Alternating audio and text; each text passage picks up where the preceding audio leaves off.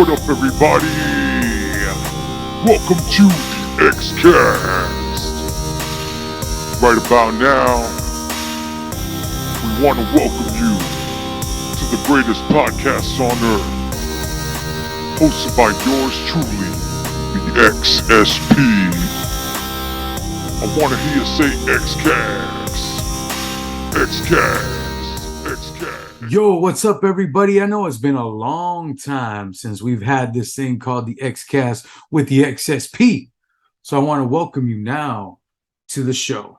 And I am, of course, I'm your host, the XSP. That is the Extreme Street Preacher. You can call me XSP. You can call me PJ. You can call me Peter John, whatever the case is. But I want to welcome you.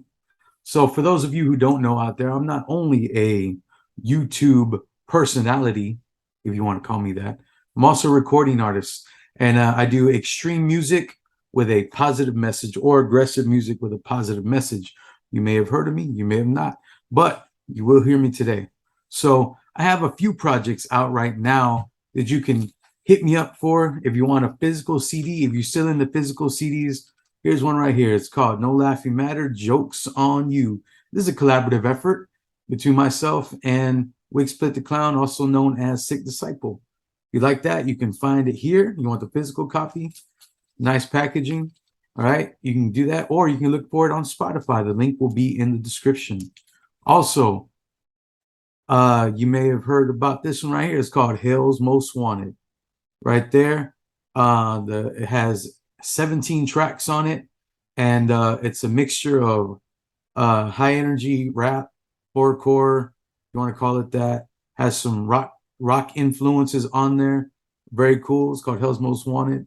Also, I have this one right here, Oh Death, Where Is Your Sting?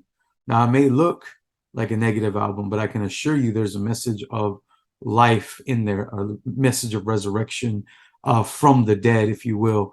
And I wrote this in a time when I was definitely in a dark place, which is why the album seems dark, but I didn't stay in that dark place. I actually rose from that dark place and in it in a very lighted place or a lighted place, and I'm better for it now. So if you want emotional music, heavy music, it's half rock, half rap, mostly rock. That's the genre I was feeling at the time.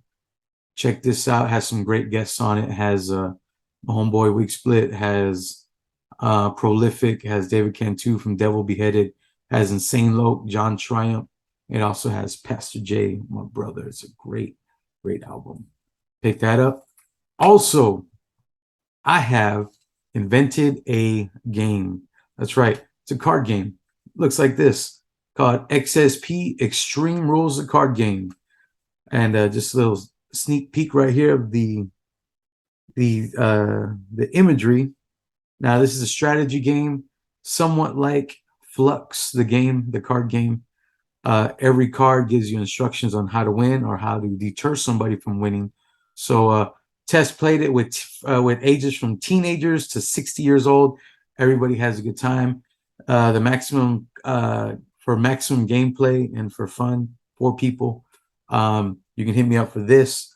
It's only available through myself, so contact me for if you want this game. All prices will be negotiated at the time of that you DM me. So anyway, I also want to let everybody know out there that if you like other podcasts and you like life-changing stories, you can look at A Burning Hope with Renee Torres, and you can also look for Project Restore with my brother Jason Garcia. His format is a little different than mine, but nonetheless, very good information, very good stories that really can change your life if you take a listen. So with that, I just want to let everybody know the guest that we have today experienced some great things in his life, some weird, spooky things as well. And so without further ado, we're going to go to that interview with Jose Garcia. No relation to myself, but he grew up in the same town. Jose Garcia. Let's check it out.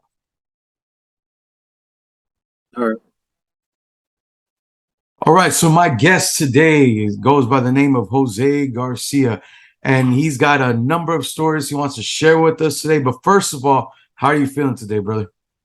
I'm doing good, bro. And you? I'm doing great, man. Just we've been trying to get this together for a long period of time, and I'm glad that we're gonna go ahead and have these conversations.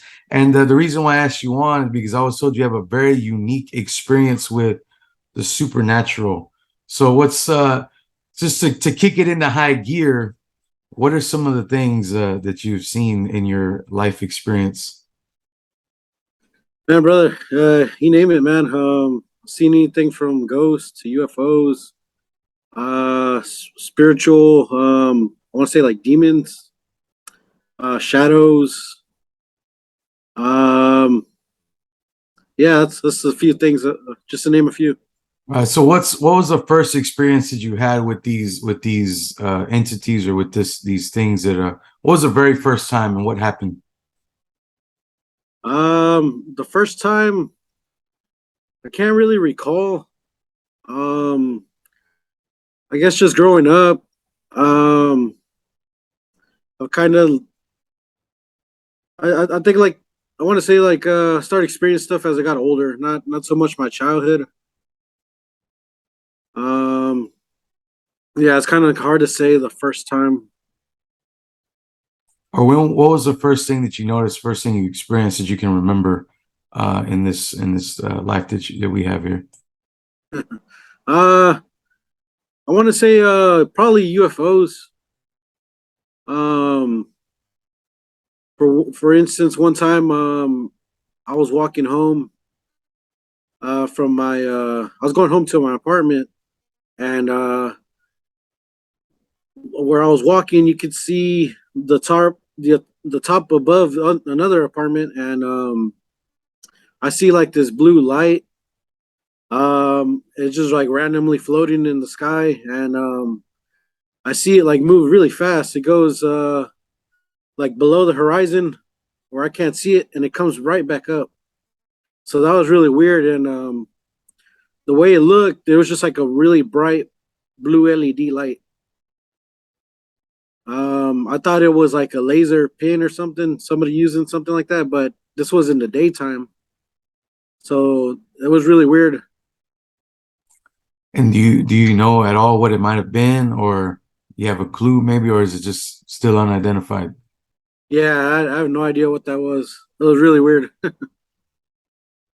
And now, what's you said you may have seen demons. What have you experienced in that nature? Okay. I remember one time I was going to bed, and I used to leave my room real dark, sleep with all the lights off and whatnot, and it'd be pitch black in there. And I remember one time I was going to bed, but I couldn't sleep, and I felt like something was like watching over me, like something was standing next to me. And sure enough, like I kind of glance and I look, and I see like a dark shadow like standing next to me, and I freaked out, but I couldn't move. I was just scared, and like for some reason felt like I was paralyzed, like I couldn't move. And yeah, I could see like a dark. It was darker than the figure was darker than like the night or the light that I could see. And yeah, I could feel like this spirit like breathing over me. Yeah. That must have been a very scary experience for you. Do you know Okay. where this may have come from? It also sounds like sleep paralysis, which different people experience different things. It sounds like what most people say is a lot like what you're saying, that they have this experience where they can't move, can't speak, but there's this presence, and sometimes people say that it's a staticky presence, but it all kind of sounds very similar, and it's been happening for years and years and years, thousands of years even. And do you know where it may have come from, or because in what you're speaking of, maybe it could be a demonic sensation or a demonic sense. Um, I'm guessing you believe in the spiritual realm. Could that be a fair statement? Yes, definitely, because just to experience these things and seeing these things, yeah, I definitely believe like in the supernatural. So you said also that there was other things like ghosts and things. What was your experience with that? Now, me personally, I don't believe in ghosts, but I do believe in spirits. And but what was your experience with these things? Okay, well, Ghost. I remember one time I was driving. I don't know if you're familiar with out here in San Marcos. It's a neighborhood called Rancho Vista. Well, a lot of people out there going down the main road out there. A lot of people have said, I've heard of stories of people seeing a ghost out there. Specifically, I want to say more like La Llorona, for instance, like along that kind of stories, like a woman in a white dress.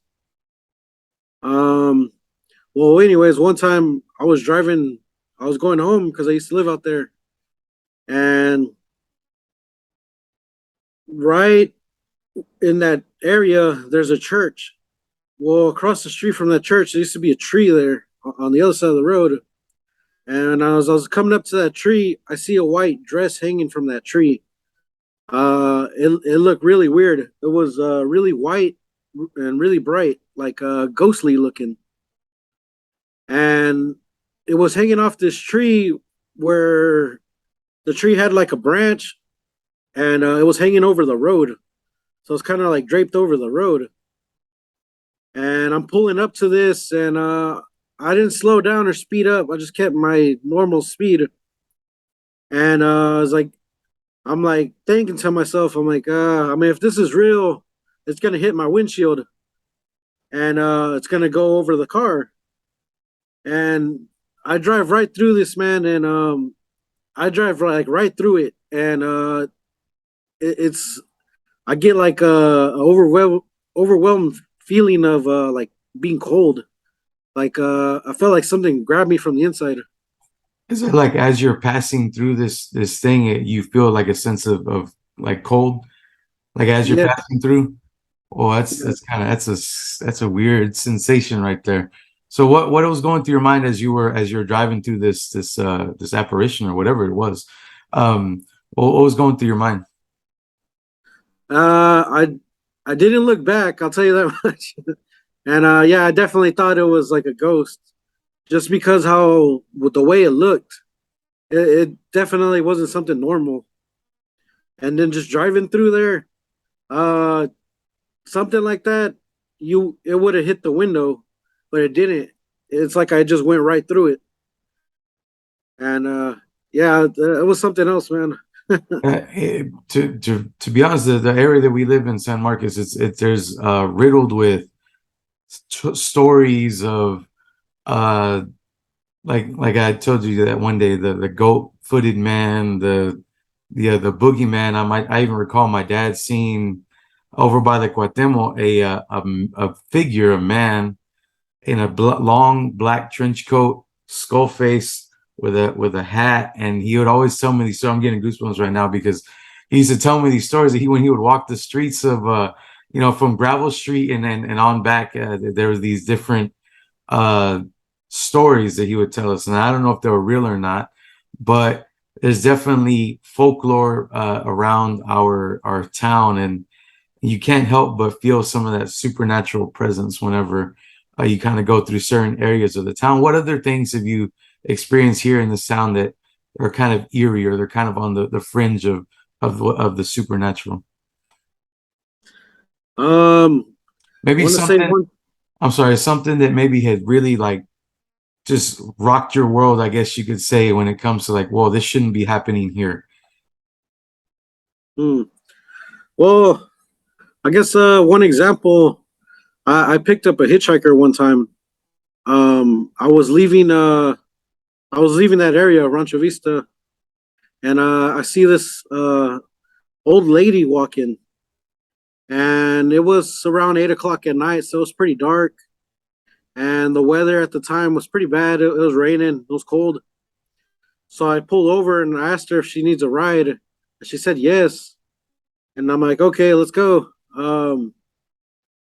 Because where she was walking, it was pretty far walk to wherever she was going. And I asked her, I'm like, where are you headed to? She told me the truck stop.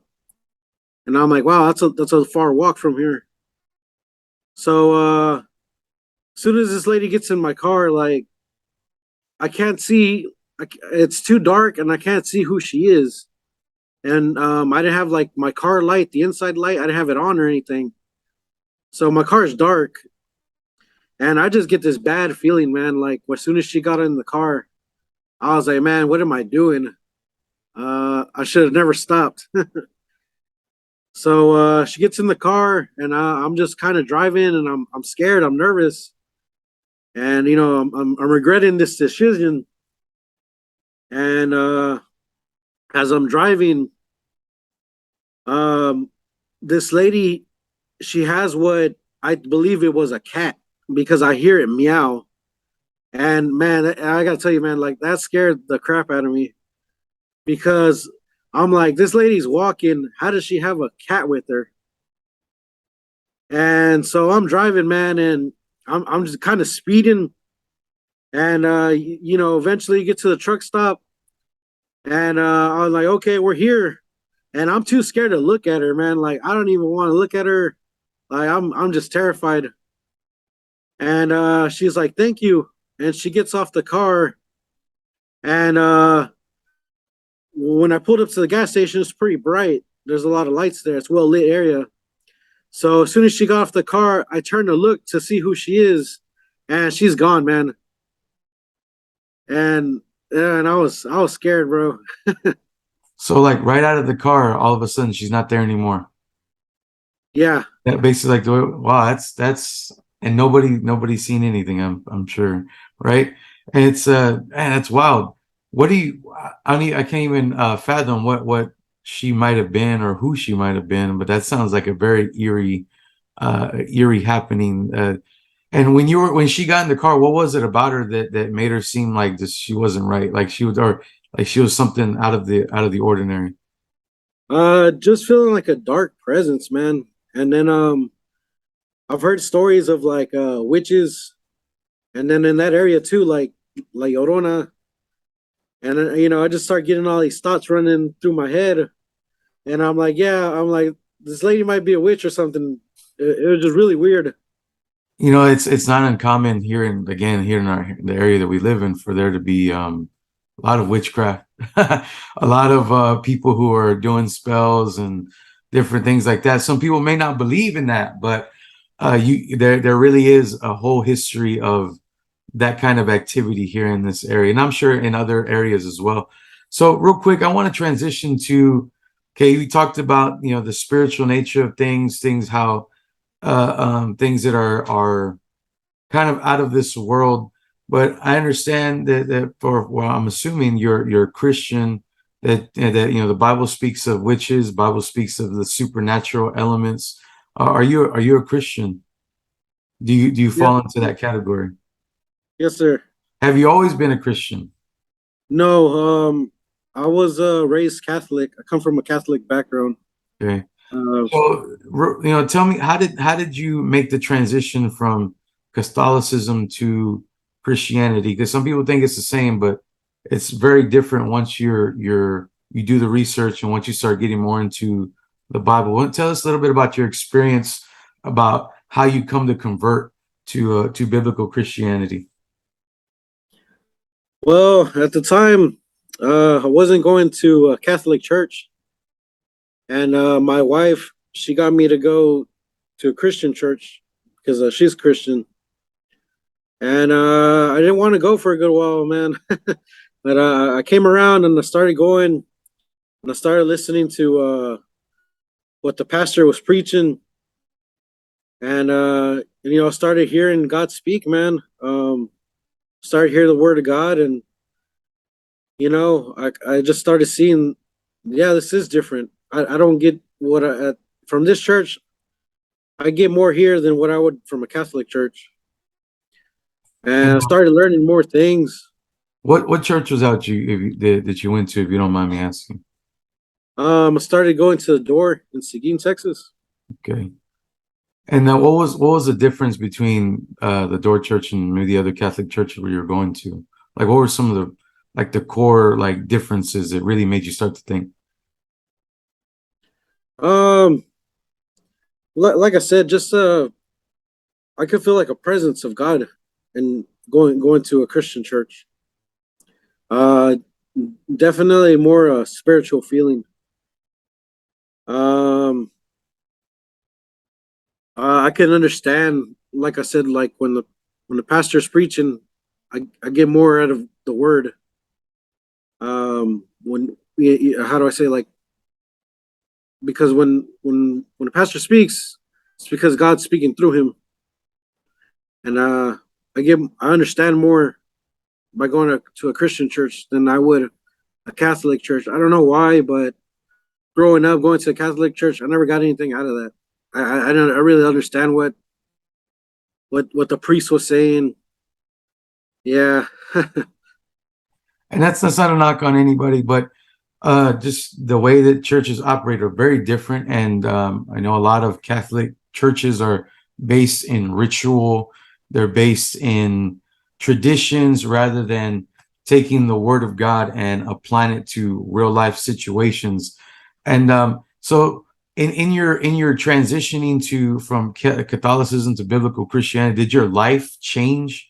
Like, I know there's a lot of people out there, they testify of their whole lives changing. What was some of the differences from your old life to your new life? How did you, was there a change? Was there a big change or a small change? Was there no change at all? Like, what were some of your experiences? um. Well, I definitely when I started going to the door, I did what was known as a sinner's prayer, and at the first time I did it, um, I don't know if I really meant it because when you do a sinner's prayer, you're supposed to surrender to God, and I felt like I did, but I wasn't giving Him my everything. With that being said, I still I still like at the time I still like to party and I would drink and smoke and stuff.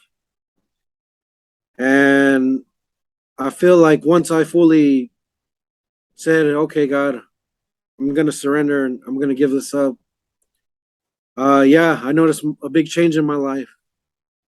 Um, God helped me be sober. Um, I haven't drank or smoked or anything since September of last year.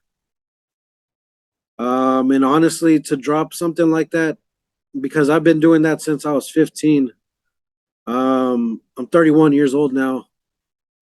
I feel like there's no way I couldn't have done that without God, man. So, you said you have a kind of a party lifestyle. What was it that sparked that whole lifestyle to begin with? I know some people are like, oh, it's just a thing to do, or my family was real heavy into it. What was it that got you into the whole party scene or the whole kind of drinking, drugging type of scene? Was it, what was your experience there? Uh, just growing up, hanging out with the wrong people. People thought they were my friends at the time. Uh, you know, just being around that people and being around kind of bad influence, it just rubbed off on me. And as I got older, I started to realize I would get depressed or bored, and I would use drugs and alcohol as a way to escape that. And yeah. Was there a particular drug or drink of choice that really kind of you was your go-to? And when you did, what was your emotional state when you went into that realm? I was definitely more of a drinker, if anything. I would drink whatever, man. Liquor, beer, you name it. And when you would get there, would you be like there's some people get super drunk and where they black out, or was it just kind of a casual thing? No, I would drink to drink, man. Yeah, I would definitely pass out. And you said that was to kind of cover the any kind of depression or to escape kind of reality. Would that be a fair thing to say? Yes, sir. Oh yeah. Okay, so now that you don't do that, what is it that gives you the most fulfillment whenever you're feeling maybe?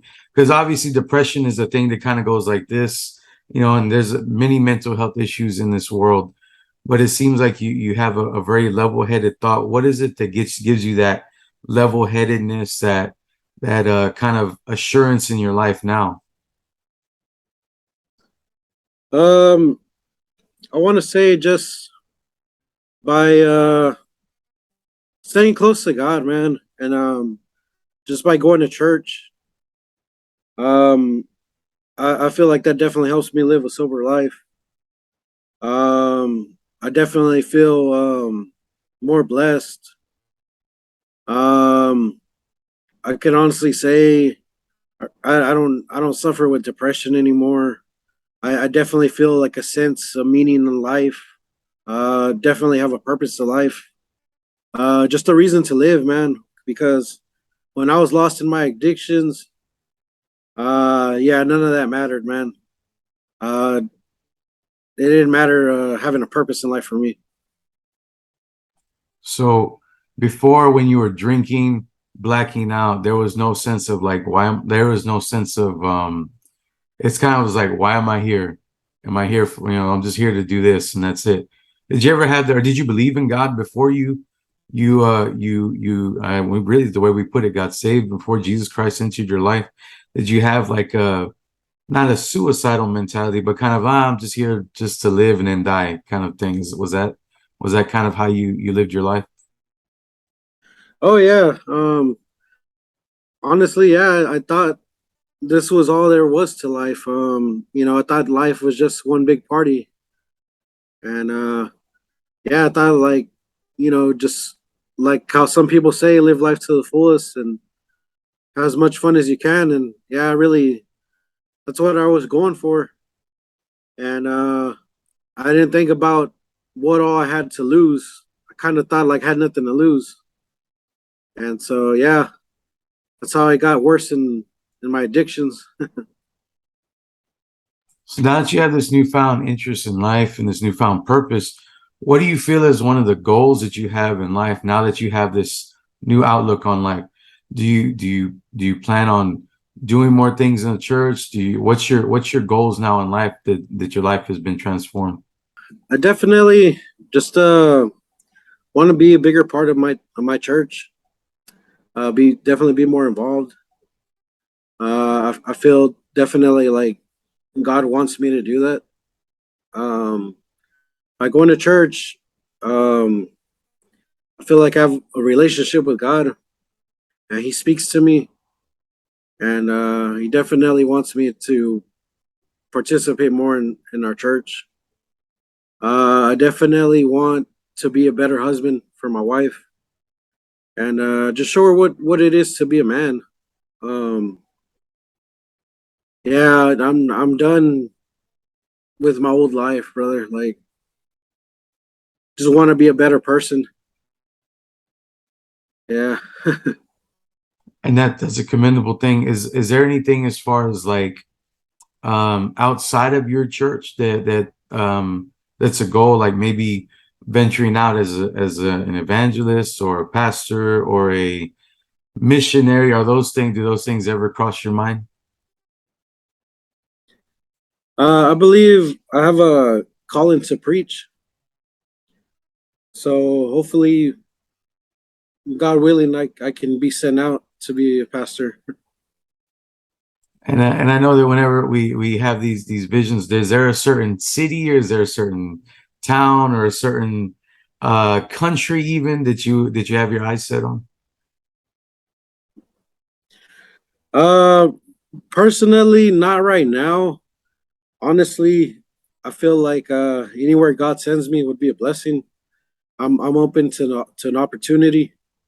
Um, Sometimes I do feel like maybe I might get sent to Mexico or something. 'Cause I know there's some churches need to be out there.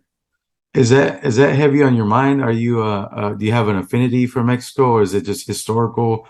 Like what about it that calls you from about the country that calls you? Um, I guess just because like my background is from Mexico. I have a Mexican background, and I've been out there. My dad lives in Guanajuato, state of Mexico out there, and I've gone to go visit him out there, and there's definitely a lot of how do I say, Mexico needs Jesus, man. Definitely. In Guanajuato, they're known for their the mummies, the mummy museum, right? Yes. So they kind of have an aura of death, kind of that leads the city. It seems like, and I think there's a saying there that it says, "Life doesn't mean anything" in Guanajuato, if I'm not mistaken. Is that true? Like "La vida no importa" or something like that, right? Is that something that comes out the saying that comes out of there? Or maybe I'm just mistaken. I don't know if you can clarify. Uh, I'm not sure if that's a saying out of there. I mean, it could be. um, but there's definitely a lot of how do I say? There is a museum with mummies there. I definitely feel like there's a lot of witchcraft that goes on out there. There's definitely I want to say a dark presence in certain areas out there. I know there's a dark history there for sure. No, definitely. If you dive into that city, and it's amazing how much that city comes up in a lot of different things. It seems like, or I know I've even going back to back in the day when we used to rent videos. There's something called the Faces of Death, and it was featured on that video because of its history of the death that's been in there, the mummies and all these things. So it's definitely a place to bring light, and that's definitely a commendable thing because it's a everybody needs Jesus. Everybody, whether you're from Mexico, from Poland, from Africa to China, everyone needs Jesus, and I would say continue to strive for that placement. I believe that if God put that in your heart, then you should continue to move forward towards that. Are there any other goals that you may have, or any other kind of, or maybe even a struggle that you have when it comes to the Christian life? Uh, as a struggle, I guess just trying to stay sober, man. Here and there, I do have like temptations, but I just pray upon it. Um, I know now where I am in the church right now. I have a lot to lose. Not only like just letting people down, especially like my wife, but just other people in the church. I feel like I set an example, and I feel like if I go back to my old ways, I'll just be letting a lot of people down, man. And that's real heavy on my heart. Um, that's what keeps me going, not to go back to that. So a feeling of accountability really helps you to stay on track, is what it seems like. Yes. So awesome, man. Are there any other things that you'd like to talk about, or any other things you'd like to mention? Maybe some future plans, or if people can reach out to you if they ever need help, or anything like that. Um, yeah, definitely. People can reach out to me. I'm not too sure how exactly. I have a Facebook. um,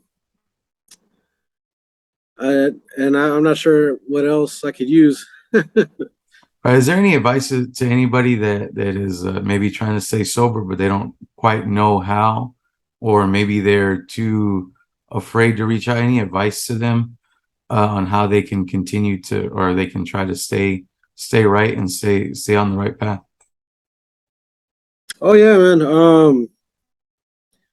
My advice is, if you truly want to live clean and leave your past behind, I would recommend turning to God, surrendering to Jesus Christ, and He can help you and set you free from those addictions. He can break that for you, but you got to let Him into your heart. Um, and you got to ask Him for help. Don't be afraid to ask for help. And yeah, God can do that for you. He can definitely help you live a clean, sober life. And I truly do believe that as well. And coming from someone who's been living with Jesus for 20 years, um, that's not a lie that Mr. Jose is telling, Mr. Garcia is telling. All right. It's God can deliver you from many things. And man, I just want to show appreciation for you coming on the show today, because it's always wonderful when to see a life change and to see how God can take somebody from one place who has no desire for a higher calling, to taking them from that lowly place and bringing up to a place where I'm accountable, I'm an example, I'm a man of God, and that's the way I need to conduct my life. Such a great change, man. I really do appreciate you and will encourage you to continue to live the life that you're living, because it is a wonderful thing. A changed life cannot be challenged.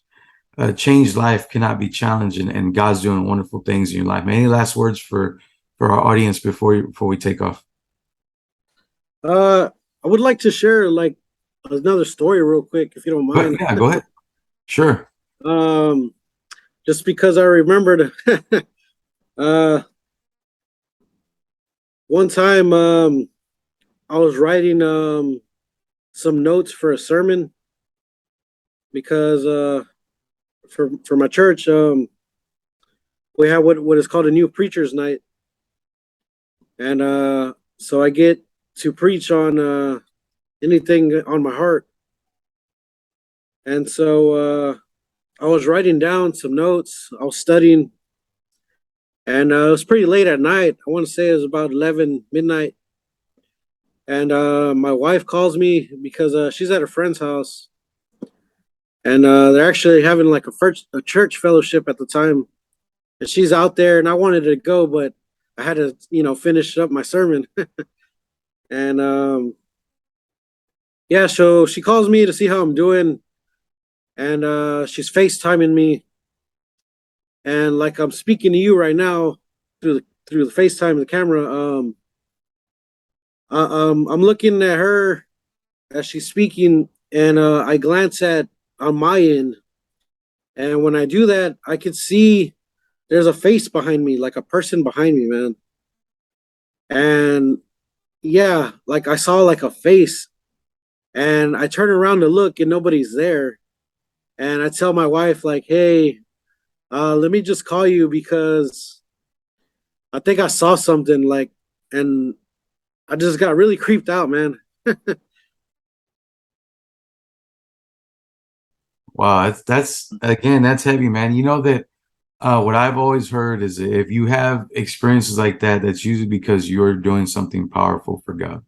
Because anytime the devil can send his uh, manifestations to stop you, some people will crumble under that, and others will identify it for what it is, attack from hell, and call it out. And I believe that you're whizzing through those fiery darts, man. God's going to do something wonderful in your life as you continue to serve God, man. That's an awesome thing to know that even the devil wants you to stop because he knows you're going to do something powerful.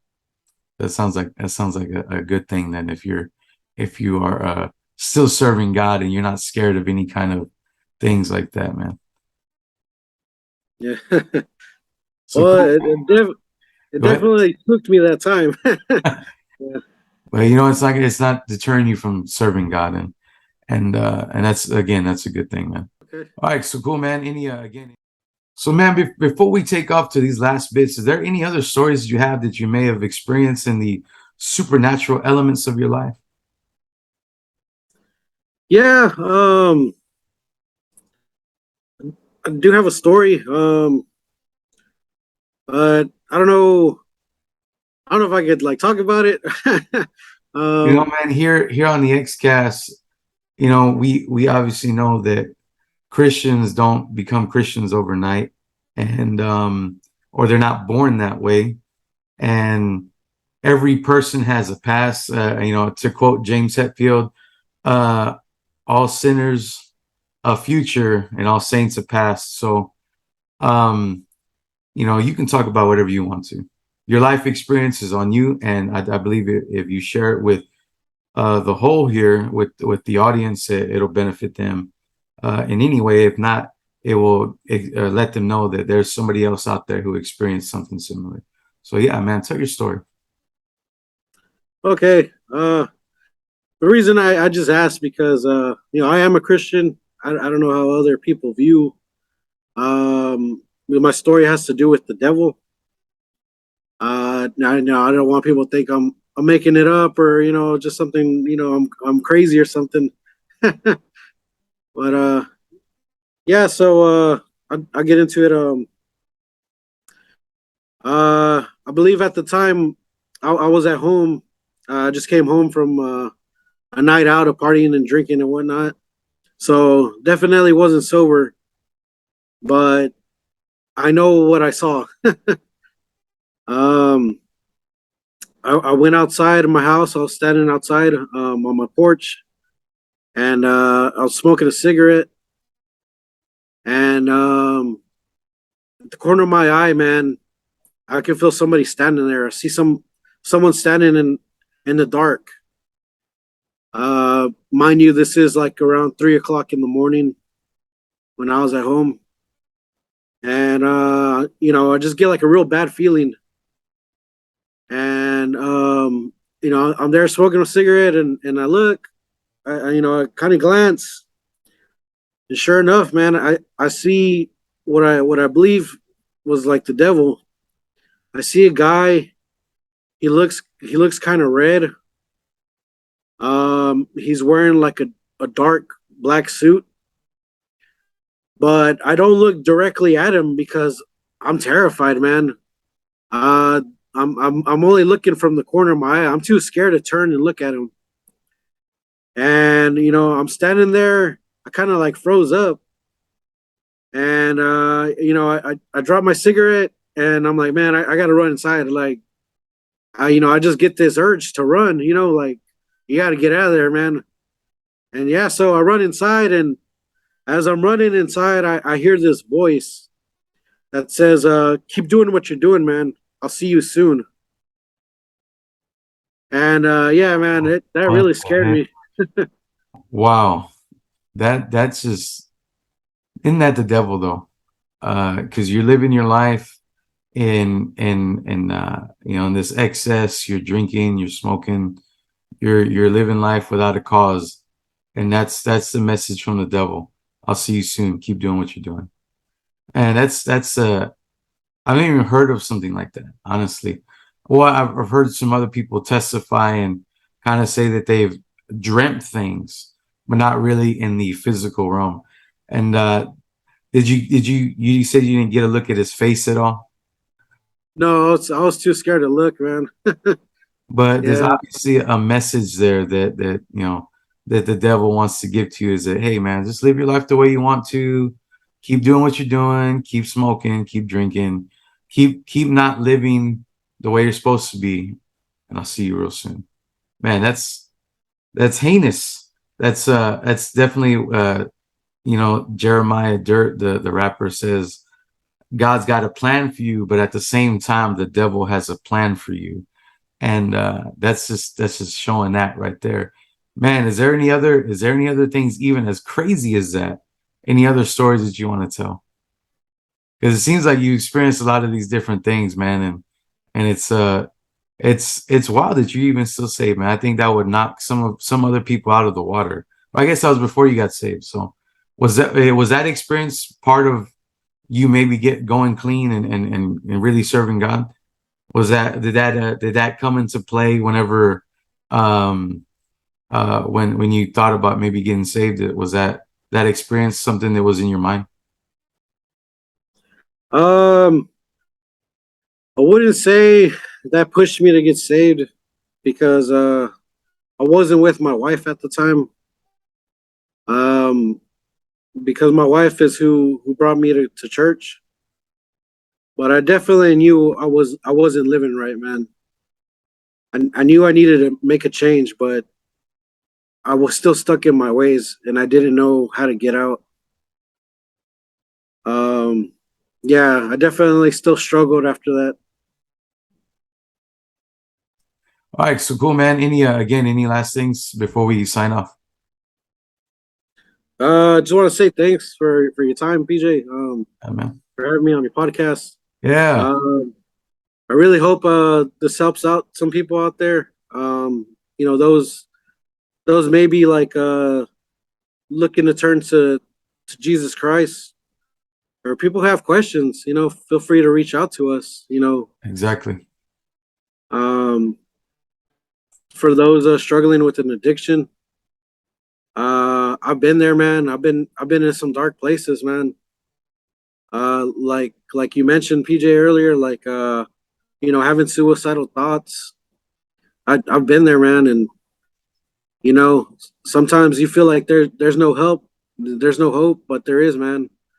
There's people out there that are willing to give you a hand, but most importantly, Jesus Christ, man, is our hope and is our help. Most definitely. All right, we're gonna sign off. Thank you once again. Thank you, PJ. Yes, sir.